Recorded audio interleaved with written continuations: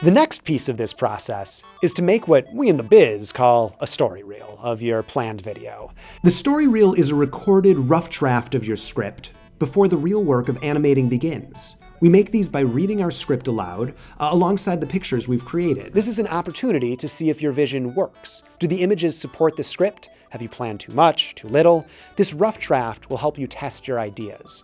A traditional story reel is a series of photos that are added to the narration, like this. Yeah! But to keep this as simple as possible, we're going to do it all as a single video, like this. A time to be born, a time to die, a time to plant, and a time to reap.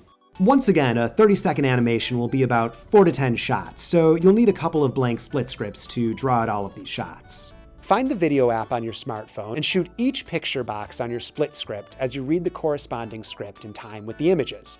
Here's an example of what I'm talking about. This is me making my story reel. Animal roots. I fall short. If there's only time for everything, why does it keep running out? Is that the joke? And here's a taste of what my finished story reel looks like. Is this a joke? God judging? Testing? Notice how it's only over the pictures, not the words. Here's an example of what not to do. War and peace. But what do we get out of life? This way, you're getting a good feel for what the final animation will look like. To give you some context, the final animation using this story reel as a guide will look like this. Is this a joke? God judging? Testing?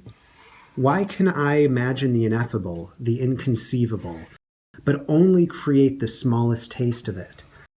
I'm barely beyond my animal roots. I fall short. If there's a time for everything, why does it keep running out? Is that the joke? Your completed story reel should be, surprise, 30 seconds long. You may need to do some editing of your script if you're finding it takes longer than 30 seconds to record this story reel. If it's longer, just be aware you'll end up having to animate a lot more, which will take more time. If it's shorter, the opposite is true. Duh. If it's longer, just be aware you'll end up having to animate a lot more. Just felt I needed to say that twice. Record the video 3 times and use the best recording.